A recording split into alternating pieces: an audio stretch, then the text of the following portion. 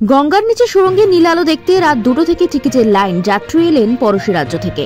জনসাধারণের জন্য চালু হয়ে গেল গঙ্গার নিচের মেট্রো। শুক্রবার সকালে অর্থাৎ আজ সকালে সেই ঐতিহাসিক সফরের সাক্ষী হলেন অনেকেই। এই মেট্রো সফর ঘিরে স্বাভাবিকভাবেই উন্মাদনা ছিল আমজনতার মধ্যে। তবে প্রথম দিনেই সেই উন্মাদনার মাত্রা ছাড়িয়েছে।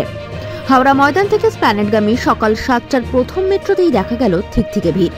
অফিস যাত্রীদের পাশাপাশি সেই ভিড়ের মধ্যে ছিলেন অনেক উৎসাহী জনতা, যারা এসেছেন শুধুমাত্র গঙ্গার নিচ দিয়ে চলা প্রথম মেট্রোর যাত্রী হতে।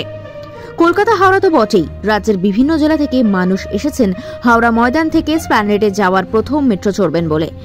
মানুষ এসেছেন পড়শি রাজ্য বিহার থেকেও।